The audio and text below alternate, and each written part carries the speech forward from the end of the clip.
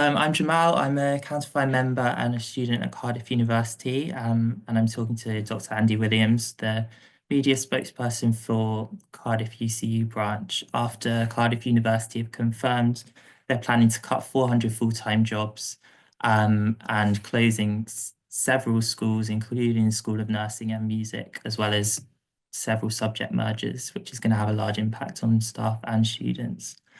So I was wondering if you could just start by outlining what the situation is and what the mood on the ground is amongst university staff. We're in bits. We're devastated. Tuesday morning was when a series of announcements and briefings were given to staff in affected schools and departments, which is most of the academic schools and departments in the university. There's just a handful that are unaffected.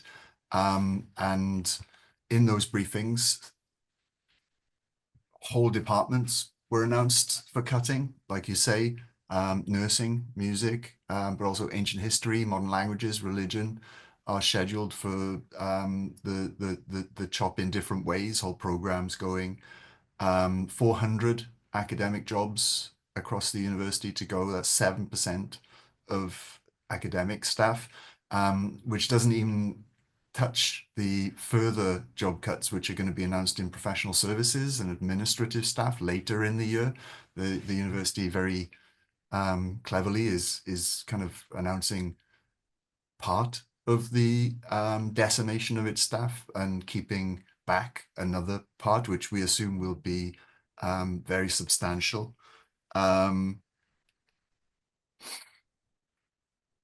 Yeah, I mean, I spent the day doing interviews with journalists as the media spokesperson for the union, and when I wasn't doing that, I was hugging my friends and colleagues who were in tears and inconsolable.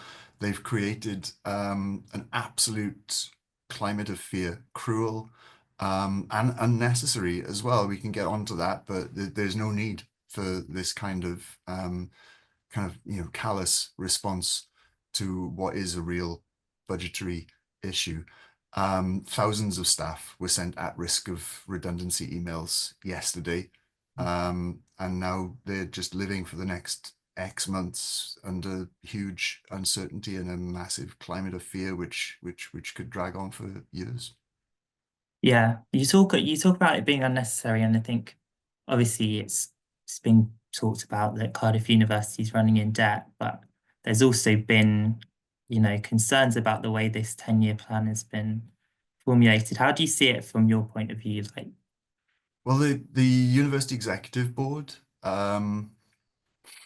which is 12 people, led by the Vice Chancellor, Wendy Lana, who was brought in recent years from a university in New Zealand, where she was also the architect of a massive cuts program at her previous university. It seems like she's been brought in to do the same here at Cardiff. They say that this kind of extremely disruptive cuts regime is needed, but our own independent financial analysis of the university's budgetary situation suggests otherwise. At the root of the plan that we've been presented with this week is the idea that the university should be chasing a 12% surplus on its budget every year.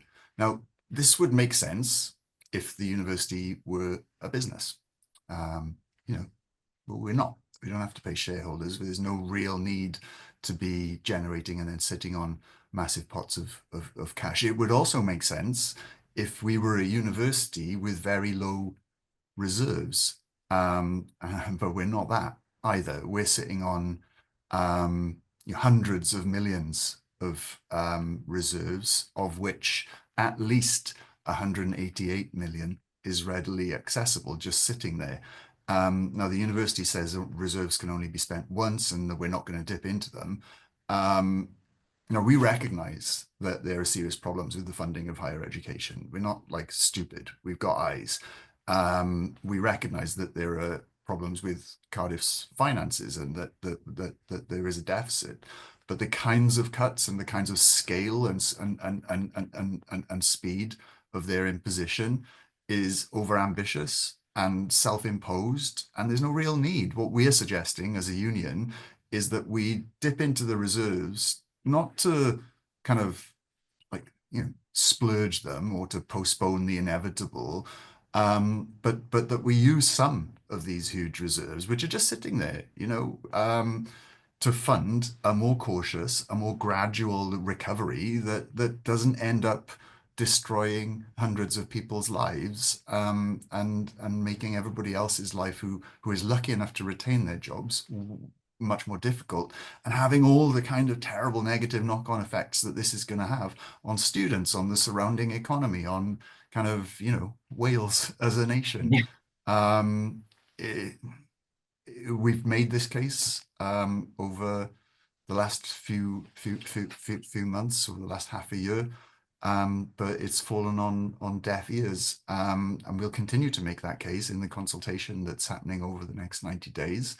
But we are also going to be balloting our actions, balloting our members on strike action and action short of a strike, up to and including a marking boycott, because the university hasn't listened to us so far, and we're not convinced that they're going to listen to us in the coming months. And we hope that the threat of sustained strike action and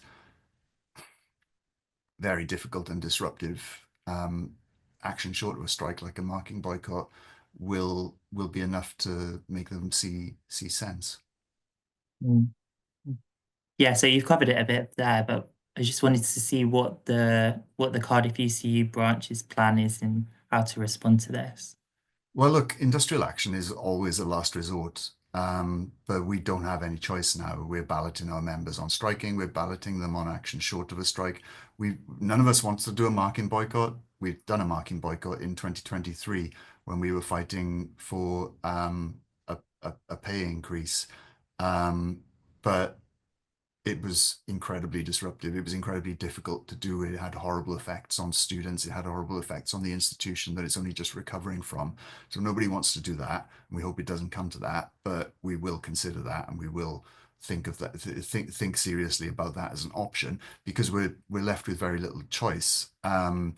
Think the university assumes that we haven't got the stomach for more strike action, and they'd be right in assuming that we're tired of industrial action.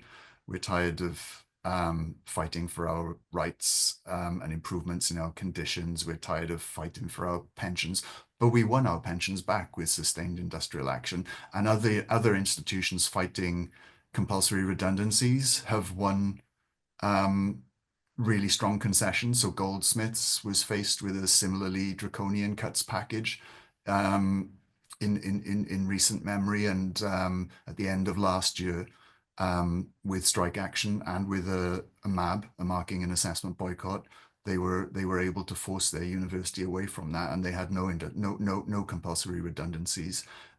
So we know it can be done. This kind of local branch-led strike action in defense of jobs. We don't want to have to go there, but we will. And we think that there'd be quite widespread support for industrial action, just because of the nature of the widespread nature of Yeah. these massive cuts plans that have been introduced this week. Like I said, we hope it doesn't come to that. We genuinely do. Nobody wants to go on strike. Nobody wants to do a marking boycott. And we hope that the management agrees to a more cautious, sensible, evidence-based approach, and backs away from the precipice. But we'll go there if we have to, because we're fighting for our lives here now. Mm. Yeah, absolutely. You mentioned Goldsmiths, and I think Newcastle as well has announced redundancies, and it seems like we're kind of in a real crisis in higher education at the moment. So I wonder what your thoughts are on how UCU should be responding nationally.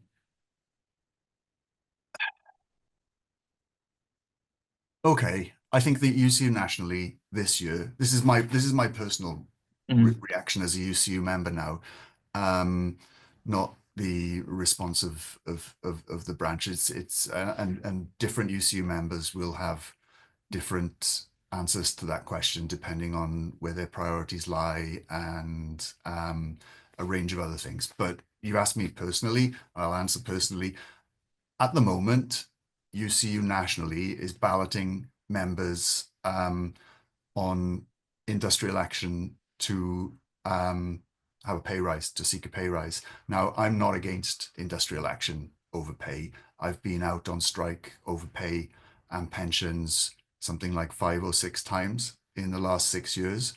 But in a period like this, where individual branches are under attack from their individual management, to the extent that, Cardiff University is talking about cutting 400 jobs in whole departments. Newcastle is talking about cutting 300 jobs. And this is not to the scale of Cardiff, but this is a trend that's been replicated across the country. In a period like that, I don't think UCU nationally should be balloting us and asking us to go out on strike over pay. That is inappropriate, I think, when members at so many different universities are fighting to keep their jobs, fighting redundancies. And I think that will harm the union, and it will harm union members. So I hope that UCU decides to de-emphasize and park the pay and conditions struggle, which is a real struggle and which I've always supported, and which if told by my union to go out about, I would do it again, because this is how unions work. Everybody has their say. They're democratic organizations, and I always go. I'll never go against the democratic will of my fellow union members, but I think it's a mistake to prioritize pay and conditions when people at so many institutions are at risk of losing their jobs entirely. Yeah, absolutely. And then just finally, how can students and staff and the kind of wider trade union movement support the Cardiff lecturers? Students at Cardiff can write to the Vice Chancellor. Students at Cardiff can be, and when they write to the Vice Chancellor, they can point out things like the gross differential between executive pay at the university and pay for rank and file workers. They can say, why are you, Wendy Lana, saying these cuts are necessary when you aren't cutting your own £290,000 salary? Why are you, University Executive Board, taking a combined pay packet home of 2.3 million in 2023, up 350,000 from the year before? Why are you taking these obscene pay packets still when you're cutting staff like this and putting 400 people or more? Actually, it will end up being more when professional services staff are included, out of work entirely. That is what I would like students to do. Write to the Vice Chancellor and just put that stark, hard fact to them. Ask them also for assurances that they're not going to be affected. They pay an awful lot of money for their degrees at the end of the day, and they deserve clarity. But I think that gross hypocrisy should be pointed out to them, and they should they should speak up in defense of their lecturers who go above and beyond, working crazy hours to deliver them the best education possible, and who are being treated absolutely horrendously by university managers. Yeah, that's great. Thank you so much for talking to us. No, not at all. Thank you, Jamal.